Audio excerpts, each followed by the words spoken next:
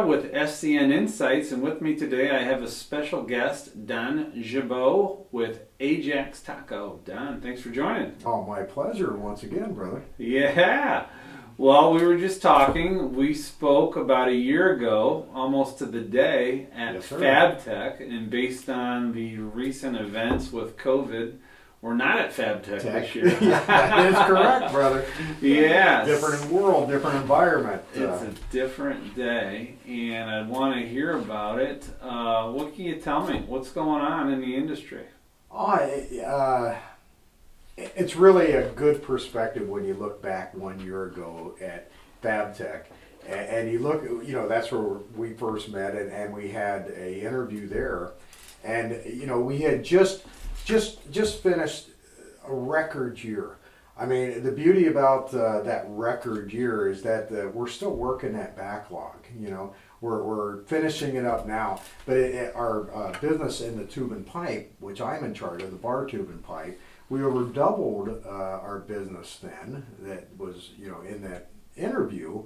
And very large lines, heat treat, quenching, temper. We've got 40 some products into the bar and tube manufacturing side. And we were just doing well. 2018, 2019, we doubled the business and was just going like gangbusters.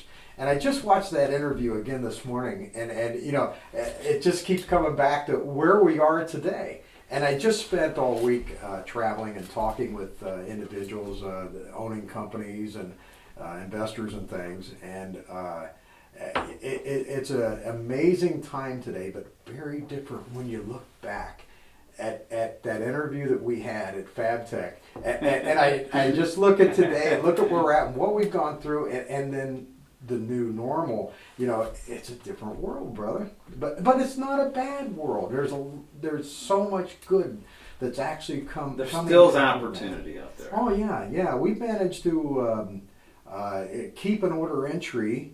Obviously down all over the world with all of our brands. I'm in charge of all the bar tube and pipe products with all of our brands all over the world. And so every week I'm meeting with Italy, Spain, different places. I'm the chairman of the board of directors for what we call our NAM board, North American Management Board of the ITA, the International Tube Association. That's awesome. That's a big position. It's fun. It's a focused association. And being in the tube business globally, it's a focused association on the tube and pipe business. But Insights, I just finished one of 4 people in the first ITA International webinar, September 9th, which was a great global perspective of doing business in COVID. So, it's really fun, and I got a lot of beliefs, I got a lot of understanding and predictions. But again, in retrospect, the difference from last year, 1 year ago, when we were together, it's just fascinating, because at FabTech, everybody's walking around, hugging old friends, patting people on the back, and today we're high-fiving. We're in a great year, great second year actually at that point. And again, we're still reaping the backlog of that. That's good. And it's carried us through a lot of the down times of order entry here in the middle of this COVID. Yeah. We've done a lot of special things we wouldn't normally do that we could talk about. But, sure. But it's definitely a different day. Yes, sir. Well, let's go back to the beginning. Where are you from originally, and how did you get into this crazy business of ours? A huge place called Pataskala, Ohio.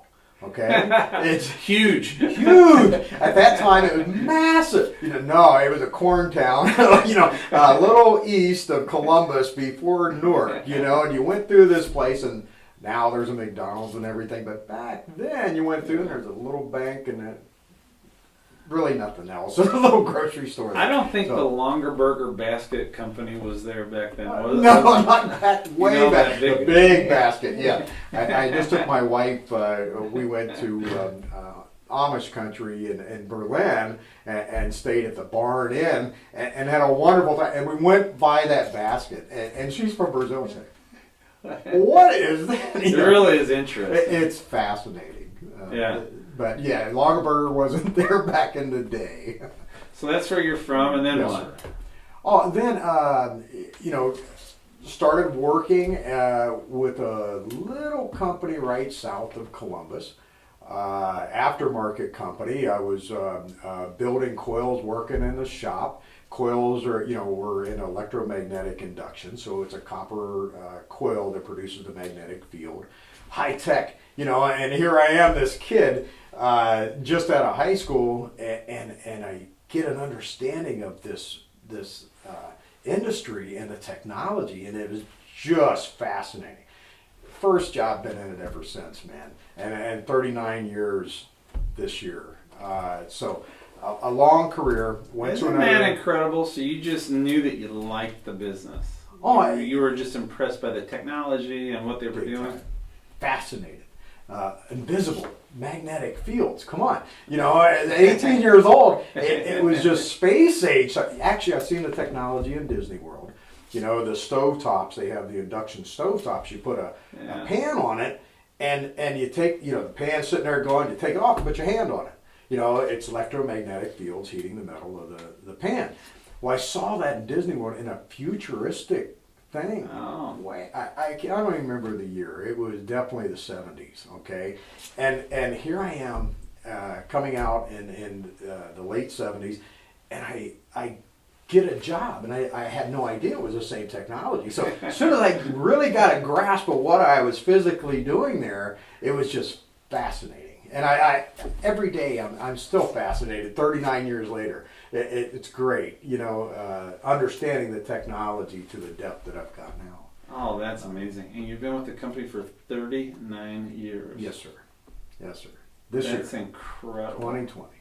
So, wow. So in the same industry, it fascinated me so much, and I'm still fascinated today. I mean, it's just an amazing technology. Isn't that amazing that you find something that you still get excited about after 39 years? Absolutely. Beats the old push a button every day, Homer Simpson, that kind of thing. Yeah. And the different products and the different industries that it covers. Melting of metal, forging of metal, automotive heat treating, tube and pipe, OCTG, mechanical tubing.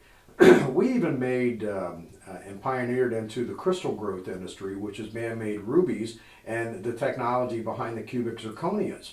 And I worked in the development of that, and that was an 18-year development. Now they make the man-made rubies, and they're the lenses for the medical lasers and the telecommunication beams and things back and forth to the satellites. So, it just goes in so many, it spiders out into so many industries. Why wouldn't you be fascinated? And it's electromagnetic fields. Can't see it, but we got full control to a degree that's just phenomenal. That is incredible. I Fascinating. wish I would have known you in your cubic zirconia days before I bought my wedding ring. You might have saved me. Big time. Maybe you saved me some money. So, fascinating company, Ajax Taco. Tell me about it. Tell me about your company in terms of your reach around the planet and all the different things that you guys are doing. Okay, specifically in my tube and pipe segment, Ajax Taco Magnethermic is the name of the company. And we're one, if not the largest in the world in induction, melting, forging. If you look at our website, you just have a list of products that we manage by product lines. I'm in charge of the bar and the tubular products. We have another product manager into forging.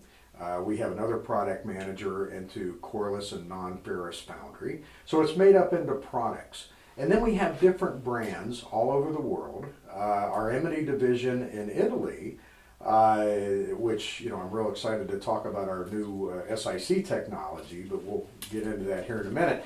But Emity is a 60-year company in the tube and pipe business, and they're partner group is SCN, near Torino, Italy, and they're focused on the automotive heat treating. Now they're making big heat treating races for the wind energy, the big turbine that's wonderful. generators, and been innovated. In Spain, we have Induction, a dynamic induction company that's very innovative in developing a lot of automotive heat treating systems, rack and pinion heat treat systems from over there. We have divisions all over the world, in China, in Germany, Brazil, Mexico, you name it. We have places all over. And then we have a network of aftermarket service centers to support all that capital equipment all over the world. So we're into capital equipment, automated, fully automated. Again, we do, we are known and we regard ourselves as the engineering arm of this business in all of our product lines. You know, different manufacturers have gone to what I call cookie cutter systems, mass producing, you know, making the same thing, and this is what we offer. And it's done them very well. You know, God love them, they've done wonderful, very well engineered and stuff. But we custom engineer. We go into every capital equipment job, and we have standards and power supplies and stuff, but we'll custom engineer. And we maintain that engineering staff to give us that ability. And we believe that's the best recipe for our industry. And it allows us to look at a facility, look at a company, look at their dynamics, what's important to them, what are they trying to get out of it in their ROI, and we can contour and show the technical side through simulations, delta T curves, you know, many avenues of technology to be able to engineer custom a very complex system with material handling, even robotics and things to make up a capital equipment system. So we've got a lot of pride, and the company goes back with some very dynamic icons in this business. You know, we have companies like Westinghouse Induction Systems that came out of Maryland that is integrated within our group. When you say Ajax Taco, you know, one of the running things is, you know, you guys make food products, right? You got a taco involved in it. But no, the Taco is the Ohio crankshaft company. And it was a crankshaft manufacturer in Ohio that developed an induction heater to heat treat the journals and bearings of a crankshaft. So, you know, stories go that, you know, it was Akko, and they said, well, what are we going to name this induction site? And said, put it to you and call it a taco. You know? So here we are, you've got a taco. And I answer it all the time that, you know, taco, and you know what's running. It's a burrito, you know. No, it's the Ohio crankshaft. Spelled different, sounds Yes. sounds the same, but it does a totally different thing. Correct, and it was a dynamic group, and so Ajax Taco, Magnathermic was its own.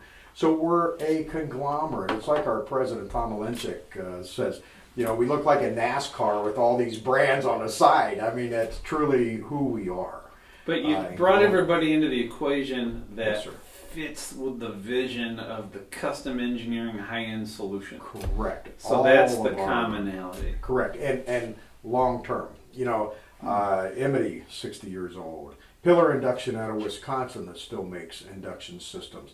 They go back to 1966, and they're the founder of the semiconductor device as it's used in induction solid-state power sources.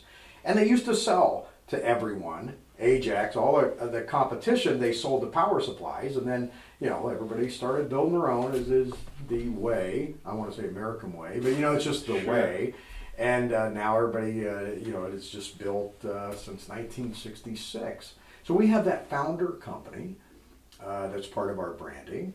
SCN's been around for 60-some years, GH, I mean, long dynamic names that custom engineer make up our brands. So it's a strategic, when we get together with a brand, we don't like to say when we buy them, because that implies that, you know, we bought them and take them out. No, these guys run as independent businesses, but they're part of the collective with the same philosophy. Brought into the fold. It's Custom a total engineer, solution. they maintain the staff for that, and it's fascinating to work with the Italians.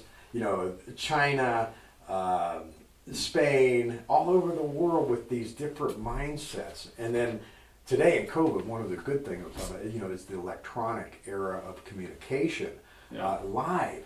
I have meetings with Europe every Monday, and it's just wonderful because we brainstorm our marketing. We just came out with a whole series of videos, and all of us brainstorm from their marketing people, our marketing people together. And and what does that look like? That sometimes it looks like brothers and sisters kind of knocking each other. But at the end of the day, we output a common philosophy, design, and direction is the most important thing. So are there any examples of where you bring multiple brands and provide solutions for a customer with some of the different companies all over the world?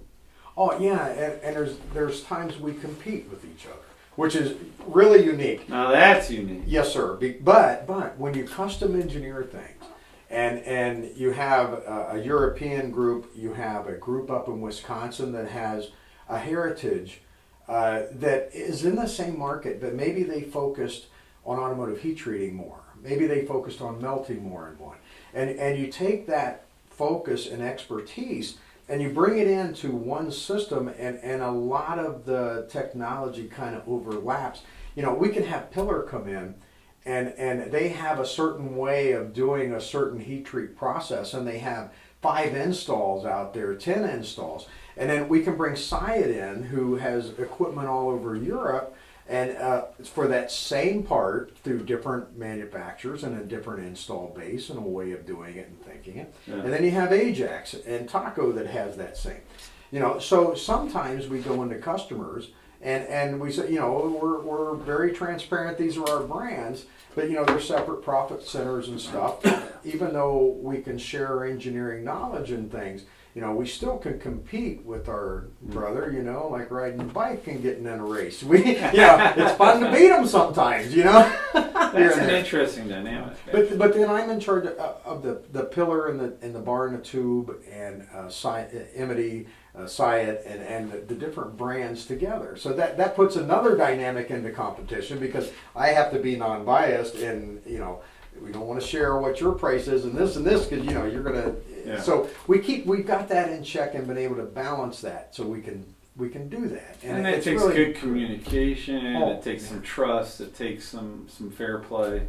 Correct. It takes a top end management with an eyeball to be able to keep that right and not make each other mad at each other. I'm not working with them again. So. You got to keep your hands on it. Big picture, long term. Yes. Yeah. We come across that sometimes in our profession where we're working with a candidate, but we don't think we can help them out with a particular client. And so we encourage that candidate to go directly to the company and maybe they can get a job, So you can't make every sale. As long as you play the rules of the game fairly, above board, with integrity and ethics and transparency, yes, sir, you're overall going to win in the big picture, the big scheme. And when you're 100 and some years old, like we are at Ajax Taco, you cannot, you have to have that integrity, that transparency. You have to conduct yourself in business, not necessarily just for today. You've got to partner with customers for the long haul for 60 years worth of their business. And if you mess up here, it's a domino effect over decades. So we're old enough to have learned that lesson and organize the business that way. So. Well, that's a smart way of doing it. You have to think long term. You have to think big picture. What do you see with Ajax Taco over 100 years in business? How did they transition from one leader to the next and to the next with keeping that common culture and vision in place? Well, that's very interesting. We've had some top-end people in the last couple of years that were icons and stuff that either passed on or moved on. And everybody gets a little paranoid at, that direction and philosophy is now going to go away. We're going to lose that. It's actually a good thing sometimes, and I don't, that could be interpreted in many different ways. I don't want it the wrong way. Let me explain. The good that can come out of that is that forces a change. And as we see in COVID, and as we get into this, I've got all kinds of good insight has come out of COVID. It forces a change you wouldn't normally have, and we're training young individuals under older icons, and when they pass, these guys have got ideas coming up of their own. So it forces a good change all the time if you embrace that. You have to change. You have to have enough personnel and timing and overall philosophy, but that has really spawned good change at certain points that we can benchmark that change. And from icons, this guy carried the business to here, and then it took over, and you can see a little different direction, a little different mindset, engineering and design, and for us, at every turn, I think it's been a very good thing. It's forced change that we wouldn't normally do. COVID. What are some of the changes that have happened with COVID? You mentioned, we talked about the trade show last year at FabTech when you and I met. Yeah.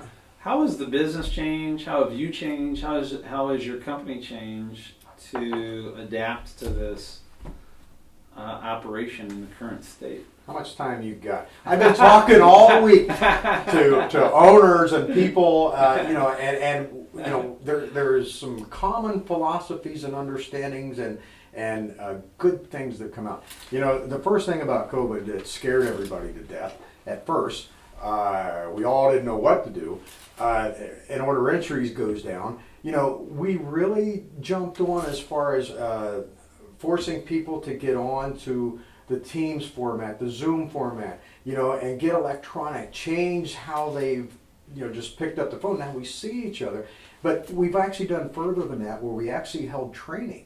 In the different product lines, we picked, like myself, I had one Friday for several hours. I put together a presentation.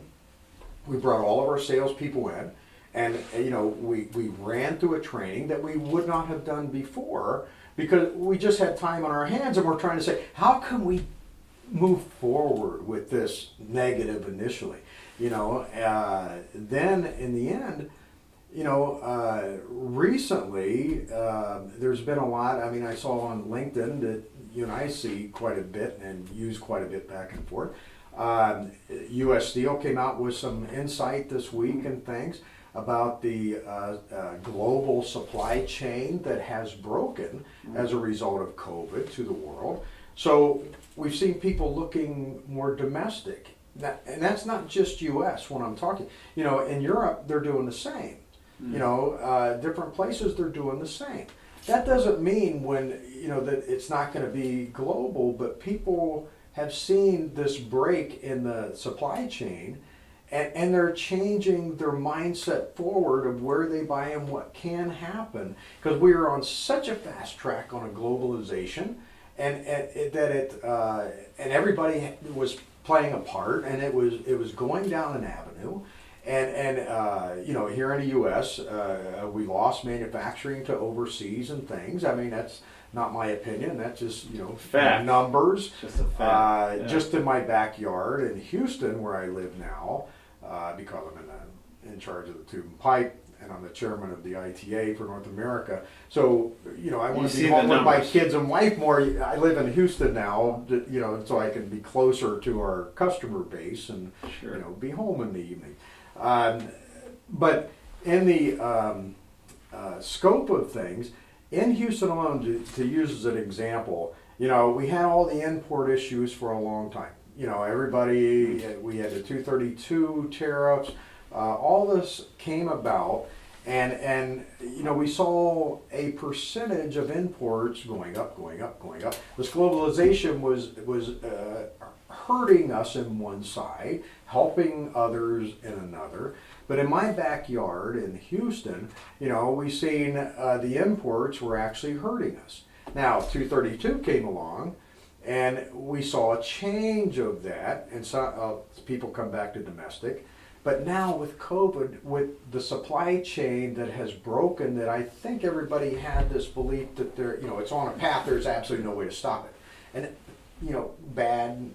all bad is for good in my belief a lot of times. And COVID what started out bad, and then we used it for training, which helped strengthen our whole group. Now we see that a supply chain that has proven that can be broken. People say, okay, so that's broken now, what do? We look a little more inward. To that point, and then after the 232, which, I'm not wanting to play politics, but, I'm just stating fact of the historical way. Any thoughts on the upcoming election? Absolutely. Don't answer that question. Don't answer that question. But don't answer. I think we had that same question, and we answered it the same way 1 year ago. Don't answer. So, but to your point, though, we have to adjust. Yeah, and it was changing some that import, and then we saw it change. But the change came with the Korean company that came over here and bought 4 facilities and hired a bunch of Americans, and they started very good in Houston, putting several facilities back to work.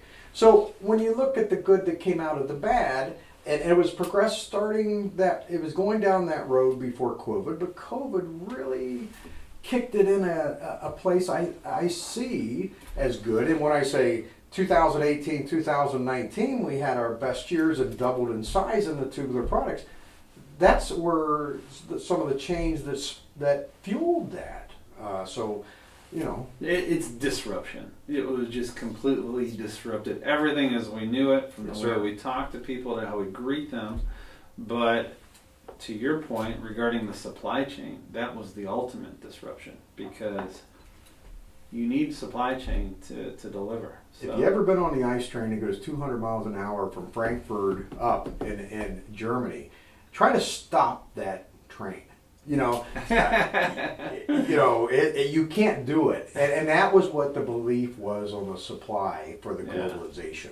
Okay, and we were affected. Europe was affected. Everybody was affected in that, but we saw the ice train going at 200 mile an hour gracefully, and nobody thought that would ever be able to be disrupted. It was just going to go down that path at 200 mile an hour gracefully and continue. Nobody has a true crystal ball, but that was the belief, and COVID upset that. It did. In my opinion, in a good way. U.S. Steel, Zeckelman Industries, big known entities in the tube and pipe industry.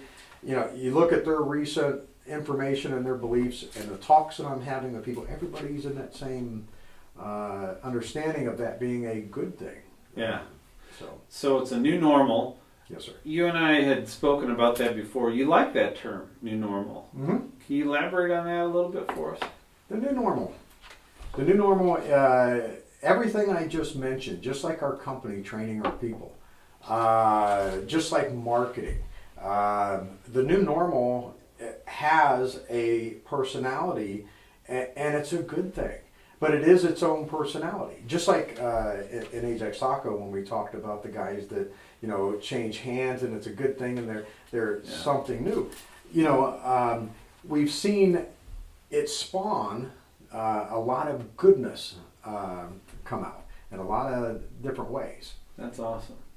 So, manufacturing. Are you seeing? Did I answer your question all the way? I think so. I think I went down a little tangent there, and I That's want to okay. get back. I think it's part Keep of me the corralled, brother. It's part of the charm. It's part of the charm, right?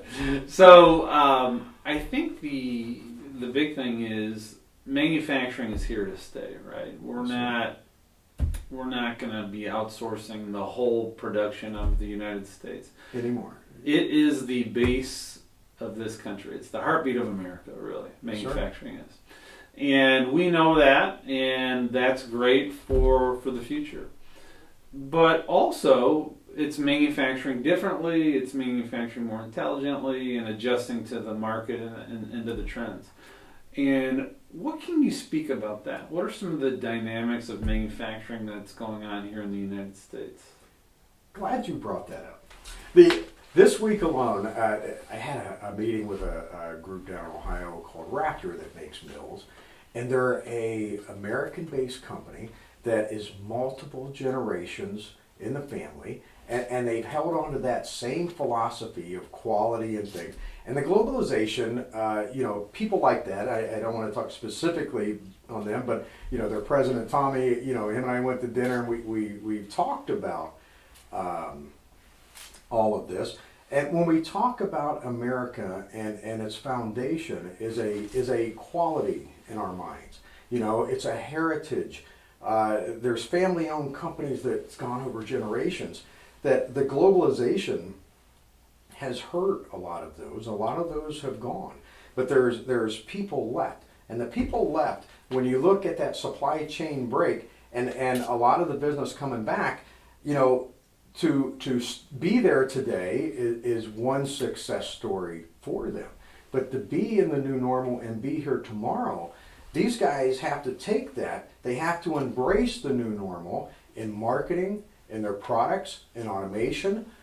They must become into the new normal and earn their place in this domestic marketplace, because now they've got more of a chance than they've had before because of the globalization. You could buy it cheaper here and it could come in. Now that's not necessarily true, and people are a little more scared, no matter who changes or does not change in the White House. This is already on a track. Yeah, it doesn't. The pandemic doesn't care who's in the White House. No, sir. And I hear all kinds of people. Oh, the election's going to change this. No, not really, because industry isn't necessarily partisan driven. It's market driven. Yes, sir. And we're more concerned with making things than talking about things. It's just the manufacturing mindset. We're doing and our focus. And if you ask us, is it driving us Democrat or Republican? Well, I'll tell you, no. We're driven by profits. We're driven by the business level. And the dynamic companies that are generation after generation are concerned about their employees. But the ones that's left are changing to the new normal, especially in marketing. We just came out with a little video series, 40-some seconds long, with no narration. And we had to professionally put it together because the new normal, people sitting behind their laptop, let's say in their cubicles, they're not listening to a guy sit there and talk. So this is part of the new. And the majority, there's a lot of people at home, but the common denominator is they're sitting behind their laptop. So you have to contour, and especially the new generation that just processes things so quick. Yeah. I got 5 kids and 3 grands, and to watch my 15-year-old with 3 electronic devices, it'll give me a headache trying to keep up with this guy. And when I ask him questions about it, he actually is paying attention to all of this. Multitasking. Oh my goodness. So, it's a different new normal with this mindset. Yeah. And in marketing and manufacturing, you have to have this new normal and new mindset. That goes down to the ITA, the International Tube Association. That first webinar series I was in, before COVID, they wouldn't have considered an online format, maybe. I never heard of it, ever mentioned or even discussed. We've already done it. We've got a series coming. I have a new series coming up for our North American Tube Association called Tube Talk, starting in January, because we don't want to disrupt anything in the tube show coming up in Germany. But to go back to the dynamic manufacturing of today, I think you're going to see our heritage, these dynamic companies that built what we call the American way, which I know is shared in Europe and many different places around the world with their own way that mimics it. But these dynamic family companies that's come up and focused on quality and building the best that they can build, I see these guys really being the next stars because of the supply chain broken and coming back. And they're, the ones that, and I'm seeing it, they're stepping up to the plate with this marketing, new wave, this new normal. Yeah. They're embracing it now. It's like we're into the back 9 on COVID. I'm going to double down on what you said. Okay. Not only is the supply chain disruption a great sign for U.S. manufacturing, But I also think that there are so many things happening right now in this country that are market driven that are going to require so much rebuild of everything that we've built to this day.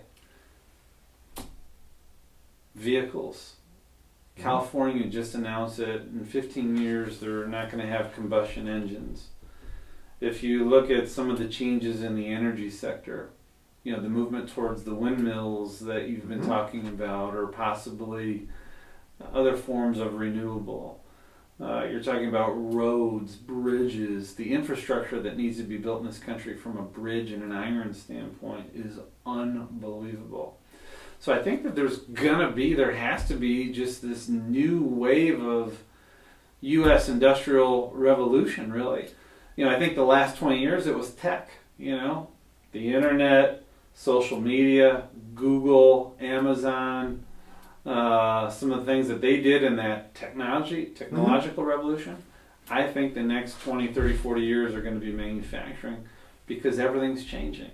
Those electric vehicle manufacturing lines are going to be retooled. You're going to need new types of tooling, etc. And I think it's just going to carry on throughout, and it's going to be exciting.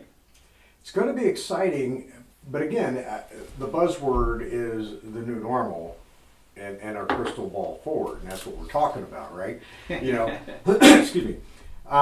When you look at vehicles and the whole future of manufacturing, and you look at IT, you look where it's been, the dynamics, the Googles, the Amazons, the semiconductor business. If you look at manufacturing coming back, and yes, like the one Korean company buying plants that were shut down, and they have to retool them and things. Again, that spawned the busiest years ever in 2018 and 2019 just as well. And forward with the supply chain break, it's going to fuel more. Now is and roads. Let's talk roads, like you said. 45 on Houston. They're expanding it 3 lanes both direction all the way up to Huntsville. That's where I live. It's kind of like Pataskala, Ohio. Huntsville, not really small community with a lot better weather, so, and very few cornfields, a lot of cows. But a very similar. But they've been extending that in a massive movement now, and they're going all the way from Houston to Dallas with these 3 lanes and thing. So they're already in it. We're already seeing manufacturing being rebuilt. And the Koreans come over. It doesn't matter where they're from.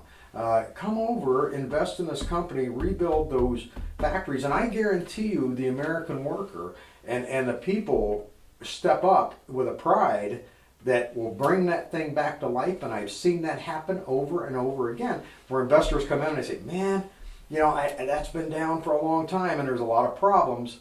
Yeah, but you know what? You do this hire and base, and these guys step up. We're going to take ownership. I mean, that's the new...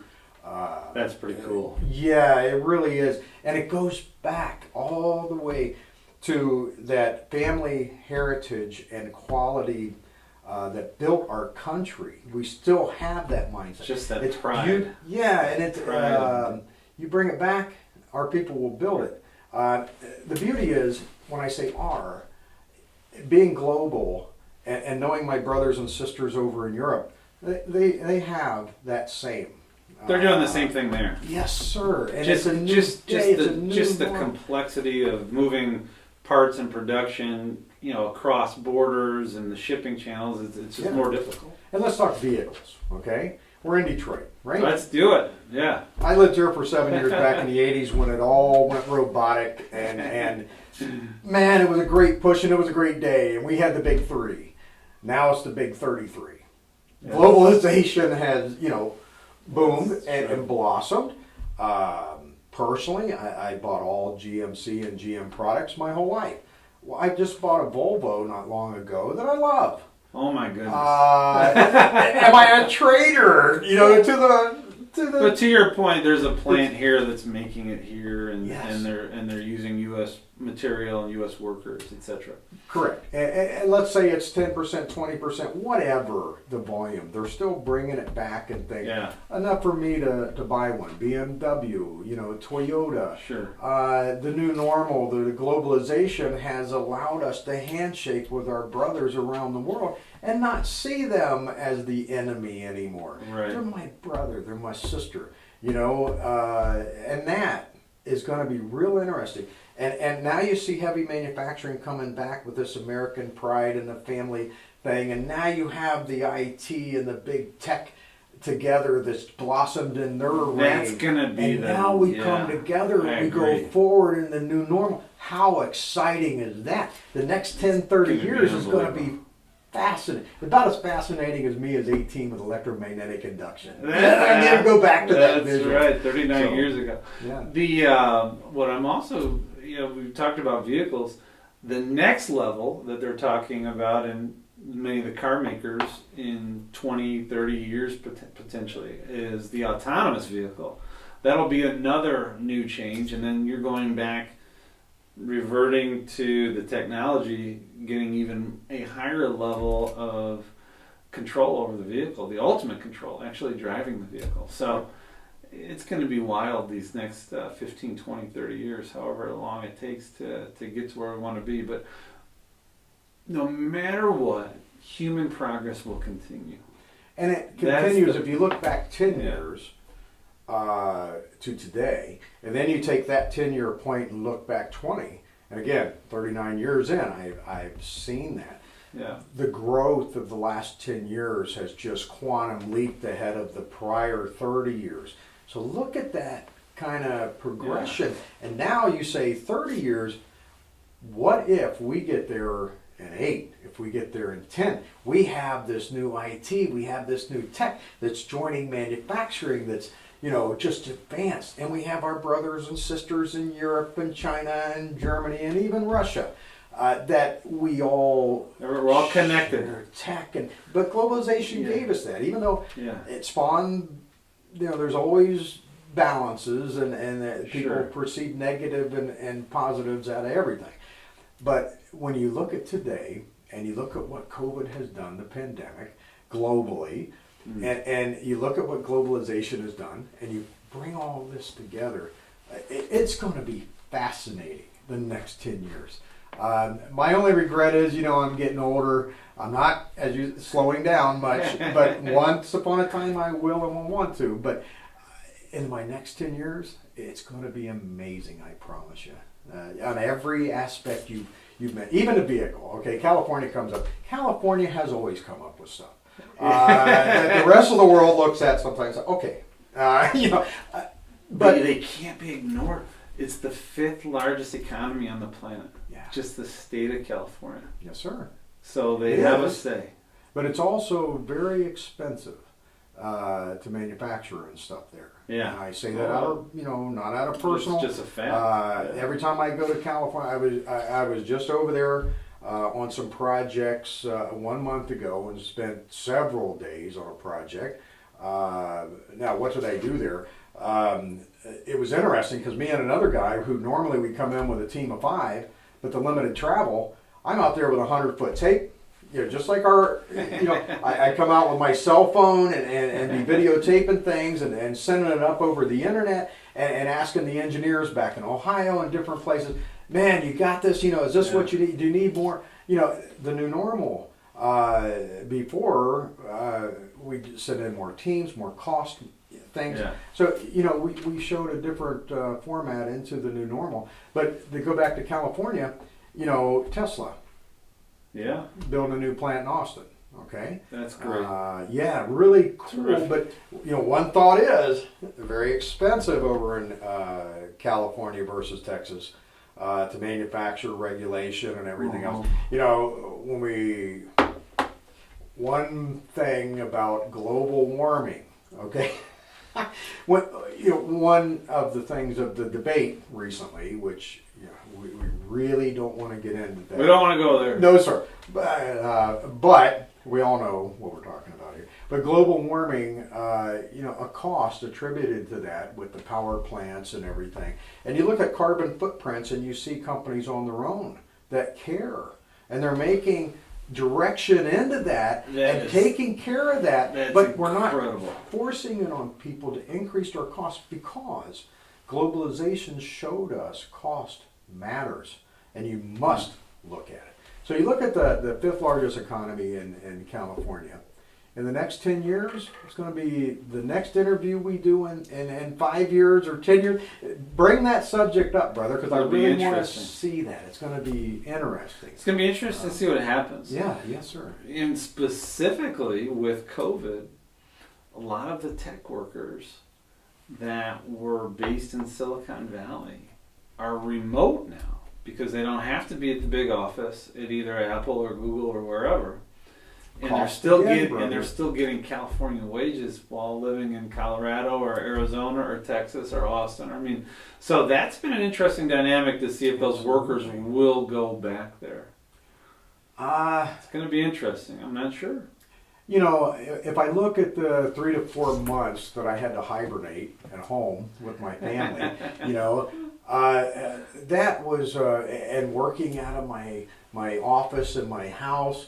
And still communicating to the world and actually getting more done with my feet up, in my shorts, where normally I'd be dressed, more comfortable. I'm coming in early and my coffee and staying up a little later. And, so everybody's kind of benefiting from that. So that's part of the new normal. Will they go back? Now, if we're globalized and we learned a lesson from the globalization, one of the common denominators that you have to get out of that is your cost matters. I don't care what industry you're in. IT, manufacturing, doesn't matter where you're from, cost is the one common denominator that you got to look at forward if you don't want it to have to go back to the ice train running down that track, which I believe it'll never go back there. I strongly believe that, and to me, that's a good thing. I think every era has an ending point, and every reign changes. I definitely believe we've changed for the better in a lot of ways. Some a lot more than others, but it spawned a lot of things. One thing on my webinar that was very good, that we were able to really show the world was in China. Part of last year we talked, we had sold a very large heat treat quench and temper to China and partnered up with them and very good engineers, and we were really excited. That was wonderful. They came to America, they wanted our equipment because it's design and they wanted us to do it with them, and it was just revolutionary. The thing that came out of that we couldn't see 1 year ago was the fact that system started up right at the beginning of COVID over in China. I could not send any of my people from China to go start that line up. And in the ITA webinar back in September 9th, talking about the COVID, they allowed me to show a 43-second video. Again, new wave, 43 seconds is acceptable now. It showed a heat treat quench and temper line because we really had to show the complexity. You're talking millions of dollars worth of capital equipment all integrated together with multi-megawatts of power, heating up a tube to 1850 degrees and then quenching it out within a few seconds to get the right metallurgy. Very complex line. Now we can't send it over. We sent it over. Now we can't start it up. And these complex lines take a while, weeks and weeks of great expertise to start up. We did it video.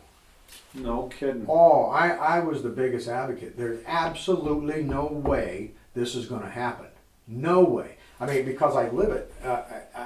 On these startups, I go out there and I live it. I know the complexity. I've got programmers. I got guys that look at waveforms and oscilloscopes and things. High tech. We've done several systems with this Chinese company, and they're very intelligent, very good engineers, and so we all got together, and we said, we got to do it. over video. These guys said, we spent millions of dollars with you. We got to get this thing moving. We got to get it in production, So we did it on video, and it was a huge success. It's running production now. That's unbelievable. Completely. So you are instructing their workers on the ground? Our team at Ajax, the programmers, the guys that service these, and design engineers that want to know about waveforms and go check this with a meter and stuff. These guys were directing people on the ground that didn't speak good English, sometimes none, but we had good engineering interpreters, and we pulled it off, brother, and it went very good. And let me tell you the punchline in the end. When we talk about Democrat, Republican to a manufacturer and us in business, and we say, we're profits more than anything, they called me after it was all done, and just real happy. But by the way, this line item right here you didn't do. Had to give back $35,000. Happy to do it, man. I didn't have to put those resources over there and stuff on a bigger cost. There's the punchline. There's the new normal. It spawned a whole new normal of what we can do. Isn't that interesting? Oh my goodness! So it's almost like a technical service online. Yeah, with guys with cell phones and cameras and experts, because we would send a service guy over there that's very knowledgeable, but his knowledge is limited compared to a team. Right. And when I can patch my design engineer in for a power supply, an expertise is elevated. Plus, he's sitting at his desk, and when he's done for 15 minutes and he gets his information, he does the calculation, tells him what to adjust, he goes back onto his project that, flips over here and goes on. That's so incredible. Great for everyone. What a success story. Oh, and I was the biggest advocate. Being in it 39 years and working with my hands out, I knew there was no way. But it happened. I'm a believer now, brother. Isn't that incredible? Production. Complex line. That's amazing.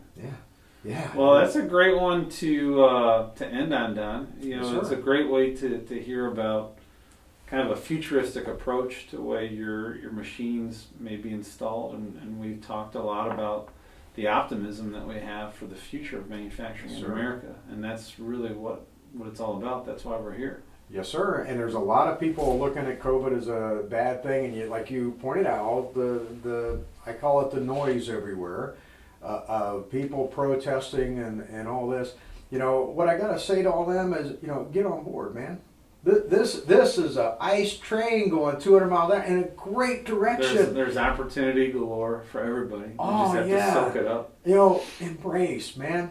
Come on. Let's build something great out of this pandemic. It's going to happen whether you're part or not. Yeah, might as well join. A good part of join. And I couldn't agree with you more. I think the future is brighter than ever, and And COVID has taught us to adjust, adapt, and make it this new normal like we've never seen before. And I think it might have done us a big favor, and it's going to be incredible to see how it goes. I look forward to continuing on the journey with you, my friend. You got it. This is Jim Guerrera with Don Gibeaut at SCN Insights. Thanks for joining us.